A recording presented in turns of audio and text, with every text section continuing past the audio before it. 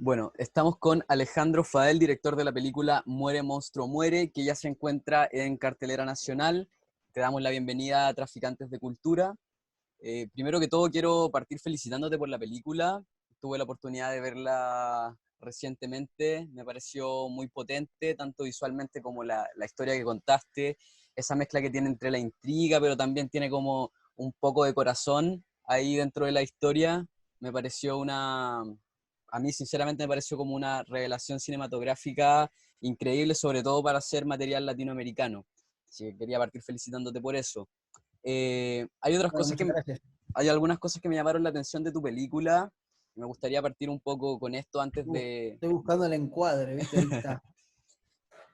Me gustaría partir como con algunos detalles que me llamaron la atención antes de adentrarnos como en la profundidad de la peli, que me parece que tu película es como esa, como este cine nuevo que está saliendo de terror, como te puedo tirar el ejemplo de Hereditario, Midsommar, que son como, no son esas películas que vienen con la tecla de música fuerte y te quedas pegado en el techo, pero tienen algo que te queda como en el estómago que me parece eh, mucho más duradero. Me podrías contar tu experiencia o tu opinión respecto a este tipo de cine nuevo que a mí en lo personal igual me acerca mucho a a tu película? Bueno, gracias. Gracias, son películas que me gustan, sobre todo The Witch y The Lighthouse me gustan mucho. Eh, es lo que ahora llaman elevated horror, ¿viste? Los críticos llegan siempre tarde, man. Es en algún punto necesitan encontrarle a cierto cine de terror que no busca eh, el impacto, digamos, el shock mediante el corte de montaje o mediante la recurrencia a un sonido estridente para que saltes de la butaca, sino que es un terror que, digamos, que trabaja más sobre la pregunta, sobre el misterio, sobre incomodarte a vos en tu percepción sobre lo que estás viendo y repreguntándote todo el tiempo qué tipo de película es, como obligándote a ser partícipe de eso y generar más un estado de ánimo un poco más perenne, más duradero que, que un shock que se parece mucho a un chiste, ¿viste? Que si el chiste funciona y el shock funciona, suelen ser menos duraderos, digamos, que una emoción que uno le entra por otro lado. Entonces, creo que le han encontrado este nombre porque necesitan encasillarlo en un terror que se relaciona en algún punto con directores que no están ligados a la tradición del terror. Pero por otro lado, creo que los directores que nombrás y en mi caso, que si bien tengo una formación cinéfila muy ligada al terror, también he visto todo tipo de cine y sigo viendo todo tipo de cine. Y digamos que no soy un nerd del género, sino que lo tomo para partir de ahí tratar de dar como mi propia visión, si se quiere, aunque suene un poco vanidoso, ¿no? Pero bueno, tratar de aportar algo más allá de las películas que están de terror que hace el mercado norteamericano básicamente y que están prefabricadas. Pero creo que el terror también no, esta cosa de elevado me parece que es subestimar a un género que siempre ha estado a la altura de las circunstancias, digamos, que siempre ha tenido exponentes que han hecho lo que el cine debe hacer, que es hablar del cine y hablar del mundo a la vez, digamos, brindar puestas en escena novedosas y a la vez ideas, si se quiere, políticas novedosas. Y las esconden bajo la máscara de una historia fantástica, y el fantástico es un medio ideal para esconder los grandes temas. Entonces creo que desde seguramente las películas mudas, saliendo del mudo, a mí me gusta, mi película favorita de todos los tiempos, creo que es Freaks, de Todd Browning. Creo que ahí se funda gran parte de lo que las teorías del cine iban a desarrollar en los 40 con la aparición del neorrealismo italiano y lo que llamaron el cine moderno, ¿no? Esta mezcla de no actores, de un gran anclaje documental. Bueno, eso estaba presente en esa película y además estaba vinculada eh, al terror. Entonces, si uno parte de esa idea, también puede entender que el terror elevado ya estaba presente en, en Nosferatu de Murnau. Entonces, para mí no es novedad.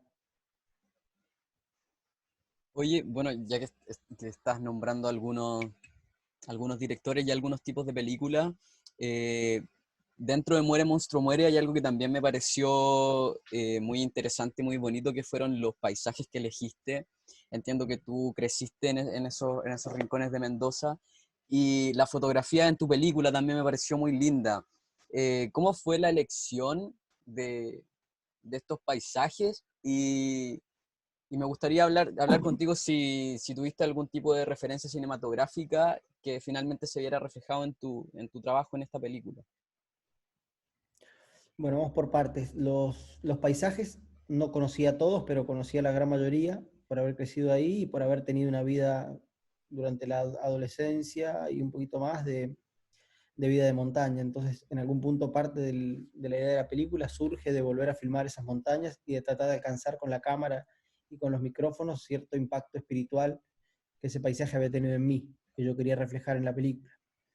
Para eso yo pensaba que el naturalismo, cierta cosa paisajística no le venía bien a ese paisaje, porque ese paisaje que había sido eh, un componente fuerte para mí también debía serlo en la actualidad y no un gesto nostálgico, digamos.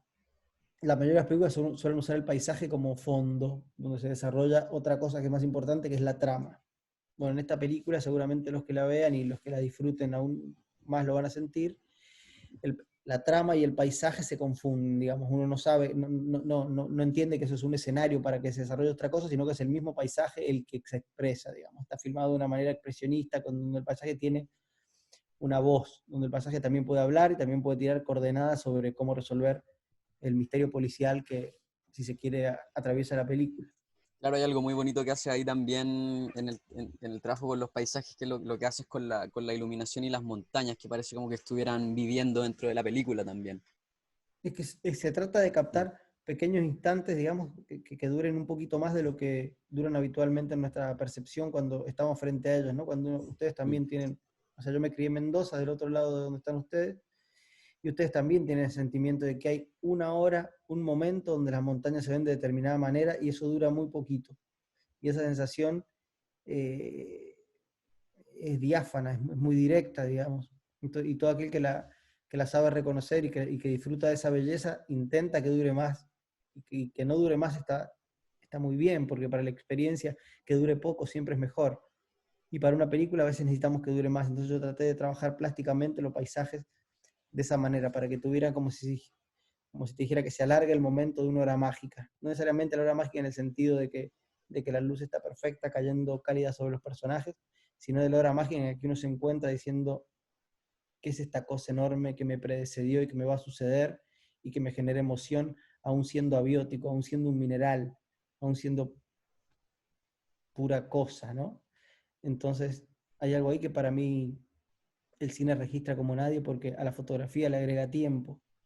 Entonces uno puede transitar ese momento, llamémosle documental, que registran las películas, más allá de su propia trama. Y en eso, y en ese alargar en el tiempo, estos momentos que te digo, también uno puede percibir de otra manera esas emociones. Y después me preguntabas de las referencias de la película. Sí. Creo que, bueno, no es novedad, ¿no? Creo que la mayoría de los directores, salvo en la publicidad, que se trabaja como más cercano a, bueno, vamos a hacer esto más o menos parecido a esto, los directores de cine trabajamos de otra manera, ¿no? Las referencias una, son parte de la formación de uno. Uno se forma un poquito en la universidad, donde básicamente conoce a otros parecidos a uno, donde acumula información, ideas, sobre todo comparte momentos, comparte experiencia. Y después uno se sigue formando, filmando, equivocándose, siguiendo, continuando viendo películas. Y entonces no creo que un director de cine no trabaja con la idea de referencia que se tiene quizás hoy en otros productos, entre comillas, audiovisuales.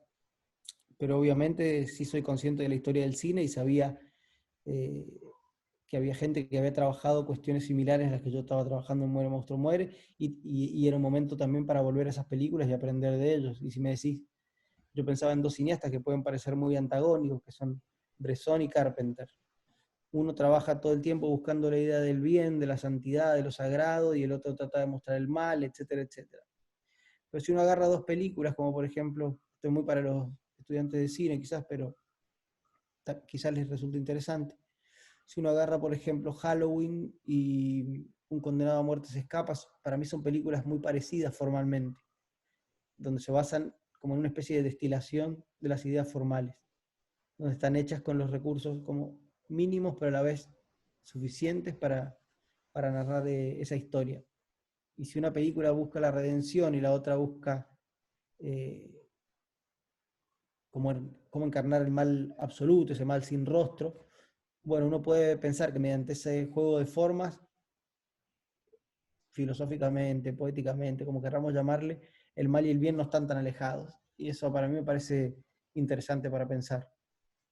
Entonces las películas nos permiten reflexionar que quizás un traveling en dos películas que trabajan temas diferentes funciona de manera similar. Entonces eso altera, si se quiere, nuestro bagaje de ideas, nuestro bagaje cultural, y nos puede hacer pensar que el ser humano es un compendio de ambas fuerzas y que ambas fuerzas, si no están presentes en las películas, no se manifiestan en el ser humano en su totalidad.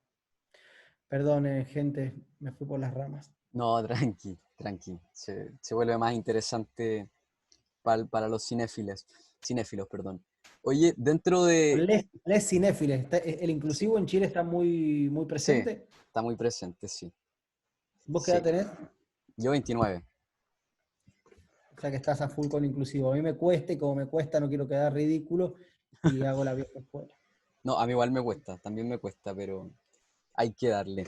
Oye, otra de las cosas interesantes en tu película, como te mencionaba al principio, es esto de también mezclar un poco con las emociones de algunos de tus personajes, pasar con el amor, el dolor, y un poco esto que hay también de pérdida en la película. Me quiero tomar la atribución de citar una de las frases que me marcó mientras la veía, porque era como también algo en lo que hablábamos hace un rato, como de repente de sorprender con ciertas cosas y ciertos elementos, que fue como, claro, el ver el tráiler, no me imaginaba encontrarme con algo así. Y es una frase que dice, ese fue mi gran amor. ¿Y sabes por qué fue mi gran amor? Porque con ella yo no era yo, con ella yo era ella. Pude pensar como ella, sentir como ella, oler como ella, y estoy seguro que si usaba su ropa en la calle me confundirían con ella. ¿Vos también tuviste un gran amor? ¿No es así? Seguro que sí. ¿Quién no lo tuvo? Hasta los más imbéciles han recibido como regalo de Dios el corazón de una mujer. ¿Podrías contarnos tú un poco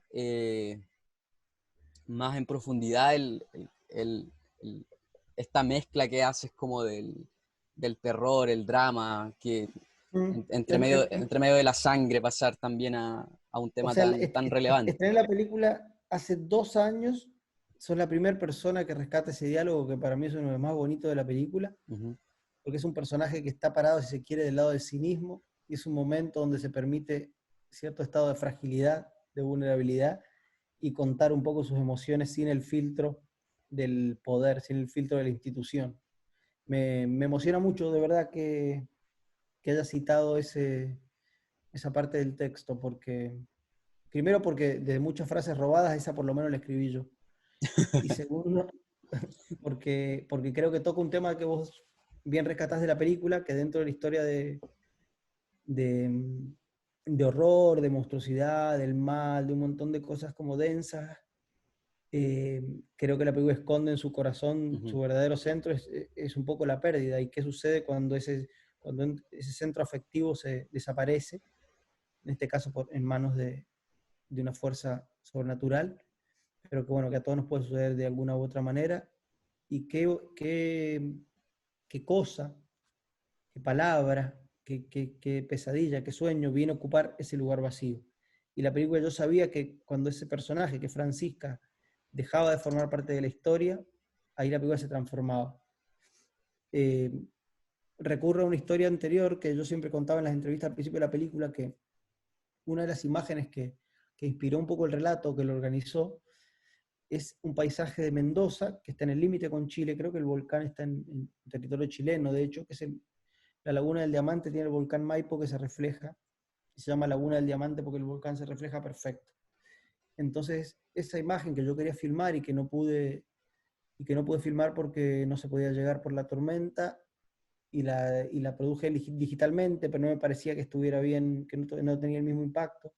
Bueno, esa imagen de un triángulo reflejado en otro triángulo me dio como una especie de dibujito en donde orientarme a mí como guionista, ¿no?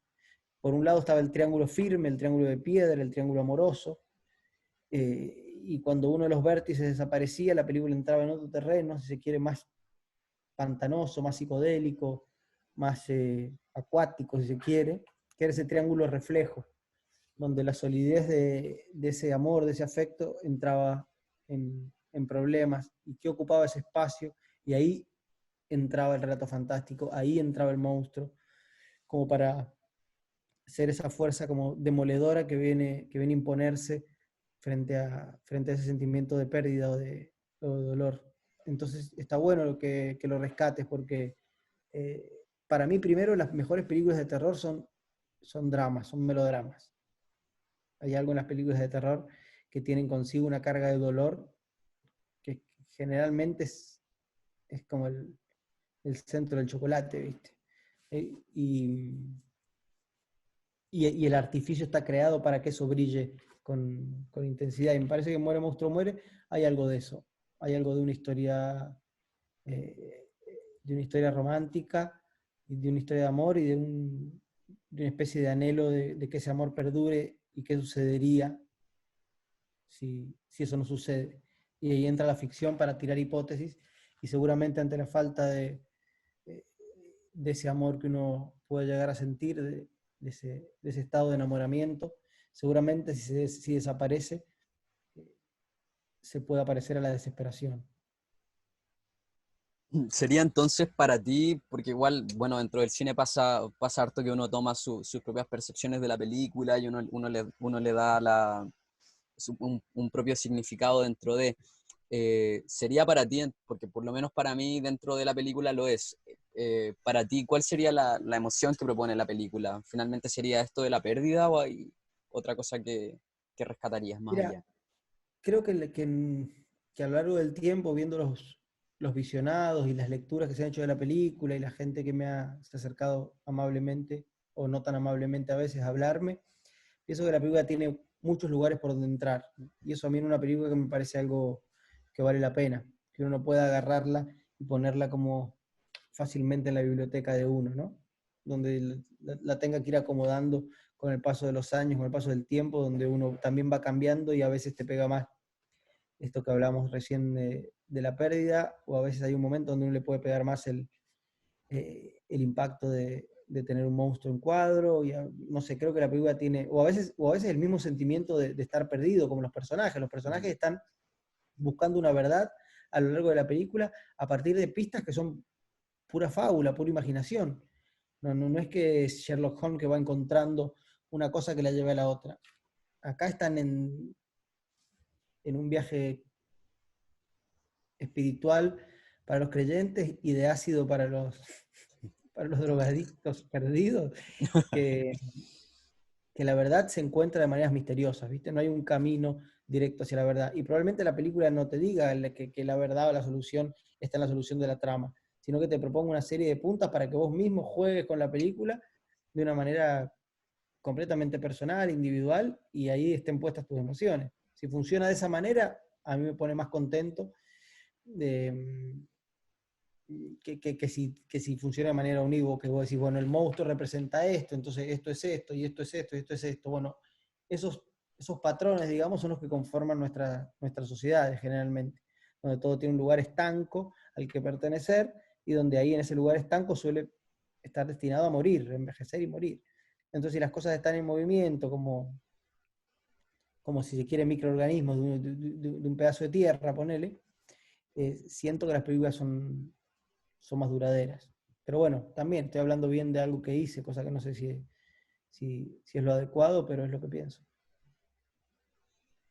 Oye, como te mencionaba, que algo que me pareció muy interesante en tu película también son estos quiebres que hay dentro de, a lo largo que uno va viendo la película, que hay cosas que van sorprendiendo también.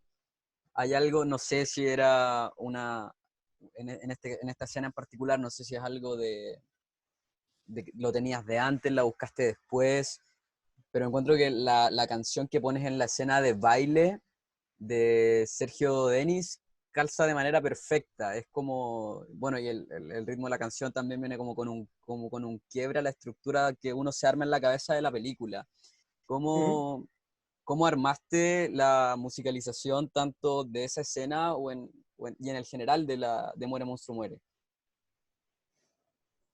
Bueno, la música la hizo un chico muy joven que es una especie de geniecillo, se llama Alex Nante, donde yo le iba contando un poco cómo esta charla, un poco a la deriva, donde qué cosas yo pensaba de la película, qué cosas me gustaban, pero lo mismo, sin darle como indicaciones demasiado precisas, salvo quizás en alguna ocasión.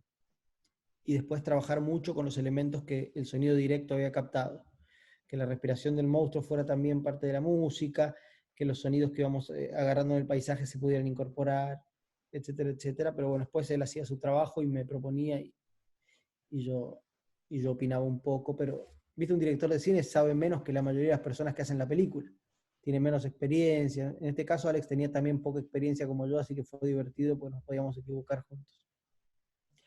Y respecto a la canción de Sergio Denis, es un regalo que para mí las películas se suelen recibir sin que uno intervenga demasiado. Yo tenía pensada otra música, iba a usar la música de Holocausto Caníbal, que es una película italiana de los 80, y había montado la película con esa música. Después no conseguí los derechos, extrañamente, porque pensé que iban a ser fáciles de conseguir, no los conseguí, y me puse a trabajar con un amigo casi a modo de la publicidad, donde, bueno, copiemos algo parecido a esto que me había gustado.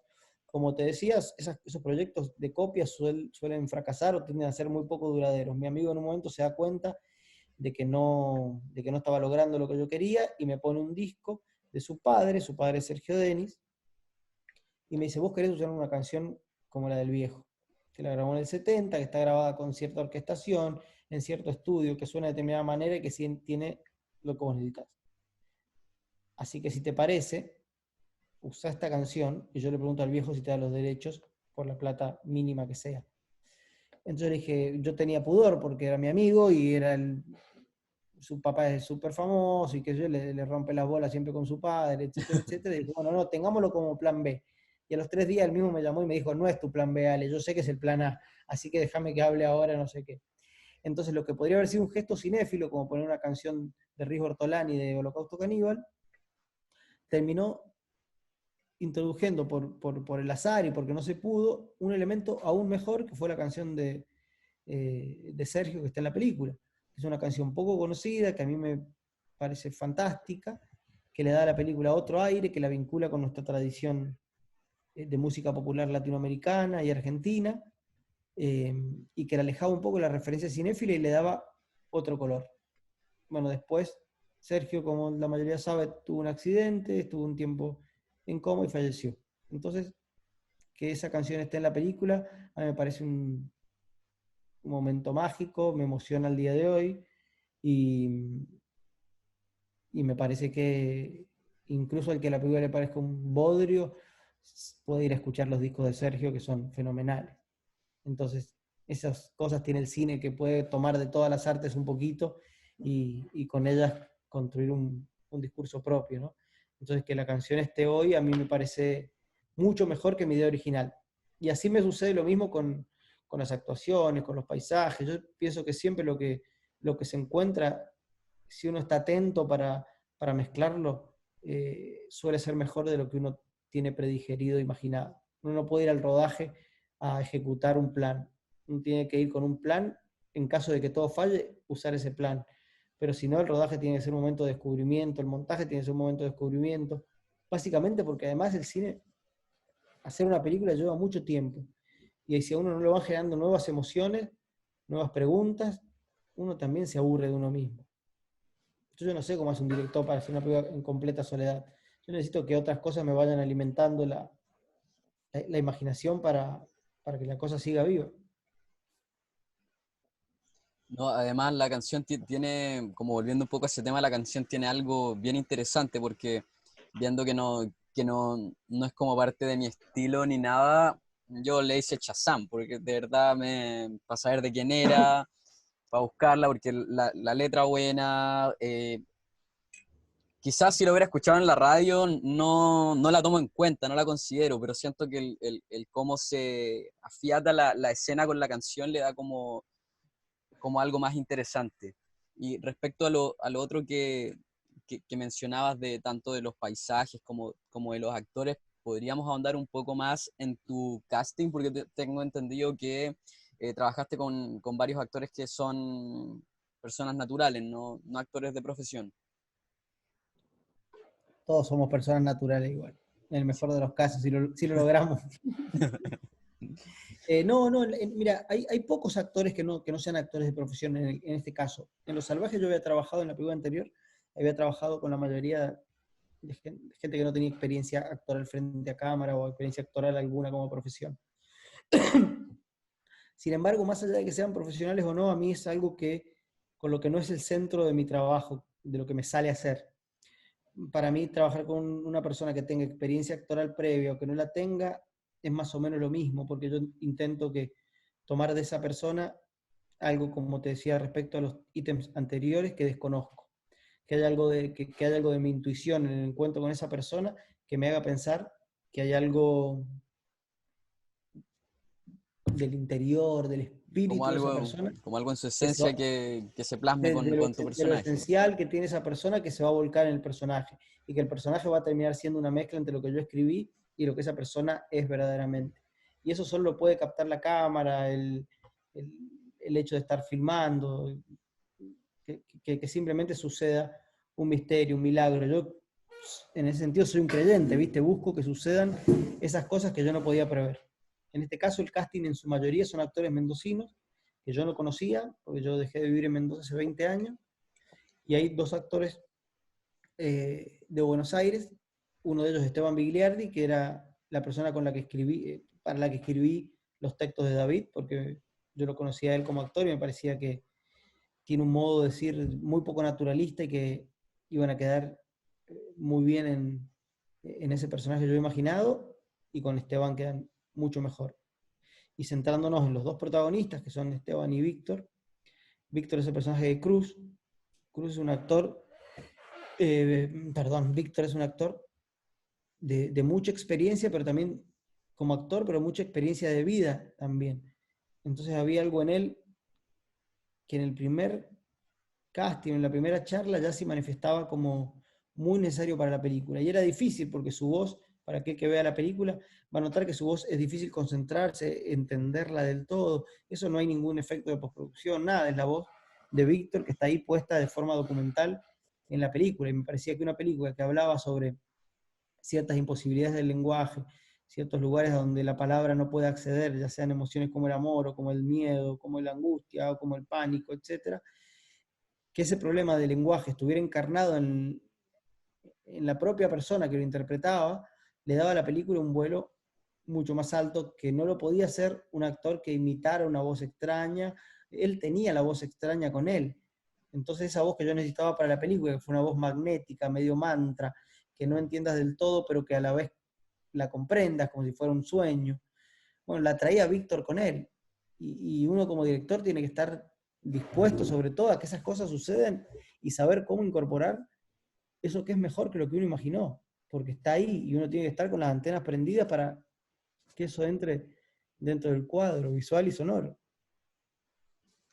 Me imagino también que tuvo que haber sido una apuesta para ti como director trabajar también de esta forma, lo que considero que lograste de manera al 100%, pero me imagino que también en su momento tuviste que haber tenido, o sea, no sé si las tuviste o no, pero quizás se te pasó por la cabeza el tema de que quizás trabajar de esa forma, que le da una esencia muy especial a tu cine, eh, también es como de cierta forma, ya que hablábamos de publicidad, un poco menos vendible, el no tener un rostro conocido dentro de la pantalla. Aún Sí, sí. así, lograste con tu película llegar al Festival de Cannes, por ejemplo. ¿Cómo fue y qué significó para ti lograrlo haciendo una película además con una esencia que no vendiste, sino que hiciste lo que tú querías con la esencia que querías plasmar directamente? creo que en principio lo que vos decís se basa en la intuición, en uno confiar en la intuición y en saberse rodear de personas que crean en la intuición de uno. Porque eso es fundamental. Si uno no tiene una productora como Agustina Jambi Campbell, que es mi amiga, mi hermana, y que yo le muestro el casting de Víctor, nos habíamos ido los dos a un campo como a cerrar un poco cómo carajo íbamos a hacer esta película un poco cara y un poco chiflada. Y ella sabía que con un actor popular haciendo de ese personaje era un poco más fácil de financiar quizás. Pero a la vez yo le muestro el casting de Víctor y ella lo único que me dice es, y sí, entiendo lo que querés hacer y yo te apoyo. Entonces ahí uno también tiene que tener el aval de otra persona que está trabajando con uno para llevar adelante eso. Y yo pienso que si uno llega a un festival o no, en algún punto es suerte, azar, pero también creo que hay decisiones estéticas que uno toma que no son programáticas y que otra persona las puede percibir como algo verdadero. Entonces me parece que ahora estamos en un momento donde creo que los festivales están perdiendo peso frente a las plataformas, etcétera, ¿no? En el momento de Muere Monstruo Muere, que fue hace tan solo 2 años, eso no era tan así. Si uno hace la película pensando como el cronograma del festival, probablemente se frustre mucho, porque son demasiadas películas, demasiados cineastas que quieren aspirar a un único lugar.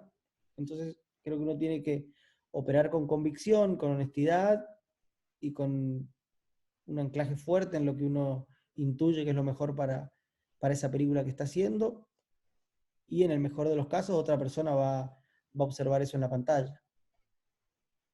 Hoy los festivales de cine son como un objeto medio vintage, ¿no? Sí. Ahora que son online encima y se mezclan con las plataformas y todo, es raro. Pero, pero para este tipo de películas le da mucha visibilidad. Y en mi caso particular, la experiencia que he tenido en Cannes con las dos películas ha sido muy buena.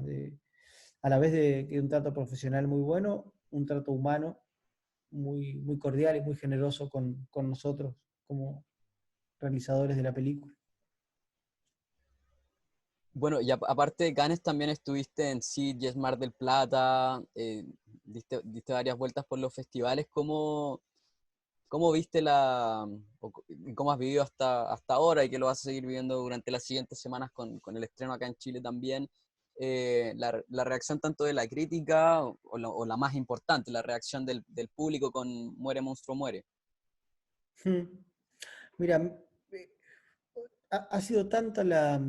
Creo que es una película que en principio, de alguna u otra manera, se ha logrado ganar un lugar, como que ha aprendido en algunos espectadores con fuerza, como me siguen escribiendo, me siguen preguntando por la película. Entonces no puedo dejar de pensar que las películas son, uno las hace mucho más que para ese momento de estreno, donde las salas comerciales cada vez son menos favorables a otro tipo de cine que no sea como el prefabricado, que está como todo dirigido a que haya una emoción, que esté acompañado de un consumo, de una idea de consumo, etcétera, etcétera, y que otras películas quedan cada vez más marginadas. Pero más allá del llanto y la nostalgia, creo que la película se sigue exhibiendo, que se estrena ahora en Chile, país coproductor de la película, eh, también como con otros aliados como Cine Estación, que confiaron en el proyecto del primer momento, que entendieron mis decisiones, que no las cuestionaron, nada, que hay afecto para, en el hecho de hacer una película más allá de lo que esté en el cuadro, creo que hace que la película se siga viendo, y eso es interesante, porque demuestra que quizás hay una batalla que está perdida, que es la de la semana de estreno, donde seguramente la desplacen otras películas con mayores capitales y mayores estructuras económicas. Eh, y creo que la reacción, yendo a la pregunta que vos formulabas, la reacción sigue siendo en la mayoría de los espectadores de cierta perplejidad. Salvo el que cae enamorado, como puede haber sido tu caso, o el que cae horrorizado, como ha sido otros casos, digamos, que dice esto es una mierda total que estoy viendo. La mayoría de los espectadores les genera como una pregunta sobre dónde colocar a la película, sobre cuál es su centro, sobre cuál es su objetivo, no sé, hay algo de viaje profundo que el que se atreve o el que está como dispuesto a atravesarlo, pienso que es el que más disfruta la película. Y al día de hoy sigue siendo eso, creo que es como perplejidad un poco la palabra, de un objeto que es difícil de ubicar en una estantería concreta. Claro, igual, bueno, ese punto también es interesante para las personas que nos están viendo, el saber también que se tienen que, como que le abramos un poco las puertas a abrirse a este viaje y encontrarse con todas sus aristas y poder descubrirla en cada uno de estos ítems que nos va presentando la película y que nos van sorprendiendo. Como bien decías tú, algunos nos van enamorando, pero también nos van dejando perplejos en otros momentos nos horrorizan. Eh, Pero también es cierto que yo pienso que es una película que tiene una estructura clásica de un policial, o sea, hay espectadores que también la pueden disfrutar intentando descubrir el claro, enigma, ese tipo de cuestiones de un cine más clásico, no es que es una película de pura abstracción. Tiene momentos de desvío, si se quiere, respecto a lo que es una narración clásica y de tono, respecto a lo que uno puede esperar de una película de terror, pero también no pienso que sea una película hermética o cerrada, donde uno no puede acceder eh, si no tiene ciertas instrucciones, ¿no? Y tampoco es un videoarte. Ojalá que la película pertenezca a la hermosa tradición del cine de terror. yo creo que sí, a mí por lo menos me dejó completamente cautivado, sobre todo para esto también de ser un cine latinoamericano o las nuevas ventanas también que se están abriendo en el cine de nuestro continente también. Bueno, y en base a lo que conversábamos No, porque recién, también, perdón, pero ujú, también la idea de lo latinoamericano, ¿viste? Y decir, pucha, ustedes tienen un cineasta como Raúl Ruiz que trabajó el fantástico de mil maneras posibles, y la literatura argentina trabaja el fantástico de mil maneras, y ustedes tienen poetas, no sé, toda la poesía para mí pertenece al género fantástico. Entonces, quizás lo que no tenemos sean películas parecidas a las norteamericanas malas, pero tenemos un montón de literatura, de películas ujú. bueno, no sé un montón, pero tenemos suficientes exponentes para dejar de pensar de que, no sé, el error de las películas de terror para mí, muchas veces nuestras, es que no tienen el presupuesto para que se vean como se ven las películas norteamericanas. Entonces uno tiene que buscar a la vuelta para que se vean hermosas sin necesidad de contar con esos mismos lentes y esa misma tecnología. O sea, si uno va en contra de la técnica, que es que básicamente la aliada del dinero, y bueno, tienen que encontrarse otras maneras de reflejar esa emoción por medios diversos. Entonces, si vos querés copiar que un gran angular puesto en la cara de un personaje se parezca a un gran angular que puede alquilar un estudio norteamericano y no el que puedes alquilar vos en tu casa de rental, y bueno, buscale otra vuelta al plano, buscale otra vuelta al plano, buscale que tenga la misma belleza o la belleza que vos te imaginás, con los medios que tenés. Producción y estética siempre van de la mano. Si uno no tiene en cuenta que tenés quizás menos semanas, que quizás tenés otros lentes, etcétera, bueno, es tu trabajo como cineasta también ingeniártela.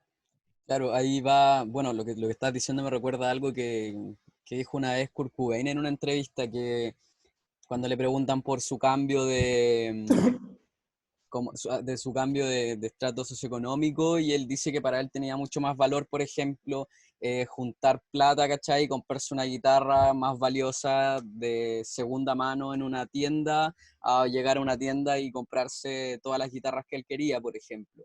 Me da la idea que igual debe tener un poco más de valor el, por ejemplo, lograr tú sin un presupuesto que, no sé, pues, si te hubiera financiado Hollywood, ¿cachai? Alguna productora de Hollywood y que tuvieras todo, me imagino que de cierta forma también puede tener más valor por ahí y quizás podríamos ver películas mucho más, películas buenas, quizás mucho mejores, porque también pasa que cuando te toma una productora grande o te meten mucho dinero, también hay decisiones que como directores tampoco te van a dejar tomar. Sí, sí, sí, siempre es mayor la Ujú. presión, digamos, en cuanto el poder esté como más concentrado y ligado al que tiene la plata, siempre va a ser más difícil. Entonces, a estas películas les conviene tener como participantes que quieran la película y que el poder esté repartido. Y obviamente, si alguien toma un riesgo de invertir en una película, de invertir su tiempo, su trabajo, su dinero, es lógico que quiere opinar. Y está bien que así sea, y uno como director no puede ser eh, estúpido en ese sentido y decir, yo soy una especie de jaula que está sola. No, uno se rodea de personas porque también valora la opinión de esas personas y el trabajo de esas personas. Si no, no tiene sentido. Si uno quiere más plata, tiene que juntarse, en este caso, con más gente, y sabe que más gente va a querer opinar.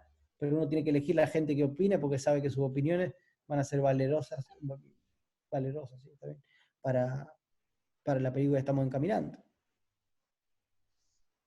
Claro. Sí, eso es Igual cierto. Kurt Cobain murió joven, ¿no? Sí, sí. Como conversábamos antes de partir en cámara. Gente así no debería morir joven, debería morir, no sé, no lo va a desear la muerte a nadie, pero la música actual debería haber muerto joven. Bueno, dura poco, ¿viste? Dura un poco. Como uno lo ve siempre, como en el momento musical actual, donde yo te hacía la broma de que bueno que te entreviste un jovencito que parece a priori que le gusta el rock. Parece a Carville, ¿lo conoces a Carville? No, Un buen no, ahí bebí, cantautor, así que tiene el pelo parecido, así. voy a buscarlo. Eh, bueno, la música le sucede lo mismo que a las películas, pero la música siempre como va un paso adelante, porque es un poquito más barata que las películas hacer. El mercado ya musical siempre uno tiene que mirar ahí para ver cómo va a ir el mercado del cine. Entonces de repente tienen una estrellita del trap ahora, la explotan al máximo, le hacen hacer una publicidad de yogures en su última, no sé, se hizo grande, empezó a, ¡pum!, se acabó y tomemos otra cosa. Y eso es horrible. Y es música generalmente cada vez destinada más a públicos más jóvenes. Entonces la música adulta, el cine adulto, todo entre comillas, no lo de adulto, pero, pero algo que no sea como que no tenga Peppa Pig en su interior, ¿viste? Es más difícil, cada vez más difícil de conseguir. No, Yo sí, tengo una hija, veo los productos para niños, y los productos para niños dirigidos a niños suelen ser mucho mejores que los productos para grandes que hacen, que quieren hacer creer a los grandes que son niños. sí, es cierto. Seguramente Peppa Pig es mucho mejor que la puta música que se escucha en la fiesta de casamiento hoy. Efectivamente, sí. Yo también tengo sobrino, estoy completamente de acuerdo con tu análisis. A los que hacen productos para niños saben que están haciendo productos para niños. Son didácticos, Sí, tienen un juego con el color, con la forma. No sé, uno ve poco yo, ponerle que es un dibujito que a mi hija le claro, gusta sí, mucho. sí lo ubico. Y es un fondo abstracto, figuras que parecen de plastilina pero que son digitales, es todo muy básico.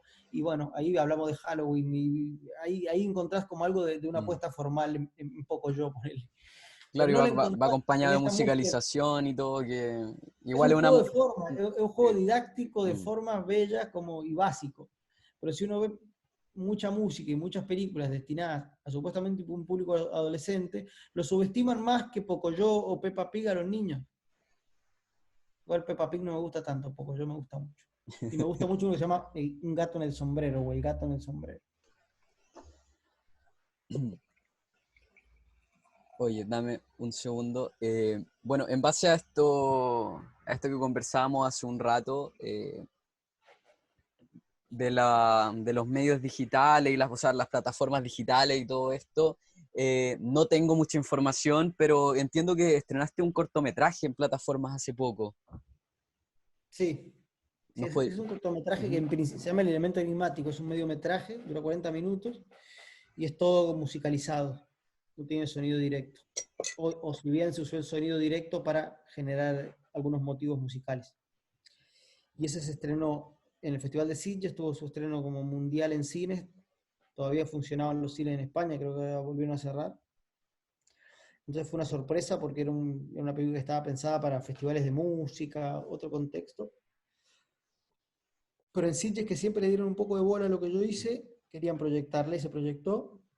Y a la vez una plataforma nueva que se llama Cabinet, que es internacional, me propuso estrenarla en simultáneo. Y yo dije, bueno, ¿cuándo van a abrir los cines? ¿Es esta una película para cine? ¿Tiene sentido que esta película busque un lugar en los cines cuando los cines no quieren este tipo de películas? Y me pareció que era una buena experiencia también para probarme a mí como director otros modos de exhibición. Y hoy Muere Monstruo Muere se pasa en Chile en plataforma. Entonces sé que hay gente que la va a ver en un proyector, sé que hay gente que la va a ver en una buena televisión, sé que hay gente que la va a ver en la computadora y sé que hay gente que la va a ver en el celular. Ese control ya los directores no lo podemos tener. Es algo que sucede, que es así. Entonces también nos tenemos que replantear cuál es el lugar de exhibición y dejar un poco de lado la nostalgia por la gran pantalla que es lo que uno aspira, sobre todo si uno ve Muere Monstruo Muere, entiende que en un cine se Claro, disfruta más. mm, Pero claro. bueno, cada uno le encontrará la vuelta si le interesa la propuesta para verla de la mejor manera, usar auriculares si la pantalla es chica, no sé. Para mí lo que tiene sentido es que, o sea, lo que, más que la pantalla, lo que creo que pierde el cine en otros medios de reproducción es el poder sobre el tiempo. En la sala de cine el tiempo le pertenece a la película. O sea que ahí no hay nada que la detenga a ella frente a vos. Digamos que vos sos un animal pasivo frente a esa técnica que te está proyectando imágenes y te está proyectando sonidos. En los otros artefactos el poder lo tenés vos. Entonces vos podés controlar si estás aburrido, si estás cansado, si no sé qué. Poder ver una hora, después poder ver 20 minutos. Bueno, eso es para mí incluso más importante el poder del cine que la proyección a gran escala. Pero bueno, los espectadores que quieran sentir todavía el placer como de la experiencia de que el tiempo no les pertenezca, lo van a vivir y los otros no. Y ahí no hay nada que podamos hacer, son los tiempos como son. Y la forma de exhibición que está encontrando el cine, qué sé yo. Sí, es verdad, probablemente se prolongue a lo largo del tiempo. Quizá, no sé, por ejemplo, me imagino que en Argentina igual debe pasar que hay sectores donde no hay cine, regiones donde no hay cine. Entonces también yo creo que también se va a mantener un poco esto del espacio digital para que algunos más nostálgicos vamos a ver las películas a la gran pantalla, otros que no tienen el acceso, que tampoco, que no les gusta tanto, también lo van a poder disfrutar dentro de las plataformas digitales. Me da Sí, la sí, sí, impresión de además que es algo que porque, se va a trascender. aparte pues las pantallas se perdieron. Generalmente ocurrió en nuestros países durante la década del 90, ¿no? Donde se perdieron la idea del cine de barrio, Ujú. de ese cine que como de cercanía al lugar de uno, donde uno iba sin presión y no era como un gran plan donde tenía que gastar una fortuna de plata en que plan ir a comer, ir a ver la película, comprar los pochoclos, pororó, como le decimos nosotros, para la película, sino que era una actividad que podía ser como más mundana. Y en esa cosa mundana había un disfrute ligero muy envidiable en los tiempos de hoy. Entonces, al no tener esas pantallas, las pantallas se concentraron en los malls, en los shopping. Entonces, cuando hay más concentración, hay menos diversidad. Y hay más gente que decide qué se tiene que ver y qué no. Entonces, si el espacio hoy, para que se vean cosas más diversas, son las plataformas más laterales, más independientes, y bueno, habrá que usarlas también, porque no podemos tirar la toalla, digamos, en el medio de la pelea. Bueno, Alejandro, quiero agradecerte por tu tiempo, por haber compartido con nosotros, por haberte adentrado mucho más en tu película. Me parece una conversación bastante interesante para poder captar mucho más la esencia de Muere, Monstruo, Muere. Además, entre medio te mandaste una clase de cine que también siempre es bienvenida, tanto como para, Es que, es que para mí como para los... como he hecho muchas entrevistas, trato de hablar de cosas que me interesan o que se me ocurre cuenta voy hablando. No, está bien. Créeme que al público de Mundo Película y traficantes de cultura les interesa mucho este tipo de conversaciones y estos datos que van dando los directores o los actores cuando los entrevistamos. Así que también te agradezco por haber ahondado mucho más en eso, también un poco en la música y en otras cosas. Te quiero dejar abierto el espacio para que invites En los dibujitos animados, en los hablamos de... dibujitos animados, sí, para ponerle ese tipo de música, o no de música, de animaciones a los niños, en vez de ponerlos a ver videos de reggaetón, trap o ¿cuál es la bachata? La Ah, bachata igual son géneros hermosos, todos son géneros hermosos. Pasa que el mercado, al primero que salta, lo toma y lo transforma en un monolito, ¿viste? Donde sí. tiene que Mm. cumplir su deber, donde tiene que cumplir un papel, y ya no ser lo que... O sea, lo compran por su originalidad y lo devuelven, o sea, lo vomitan prefabricado, y eso es horrible. Sí, Eso es lo que un artista tiene que estar en control de su exacto. instinto creativo. O sea, me elegí porque a mí me han echado de muchos proyectos porque me llaman porque les gusta lo que hago, pero cuando les propongo algo me dicen, y por ahí es muy raro. Y yo, pero si vos viste lo que hice, no hice esta cosa. Es cierto. Bueno, te quiero dejar el espacio abierto para que invites a la gente y les cuentes por qué no pueden dejar de ver Muere, Monstruo, Muere.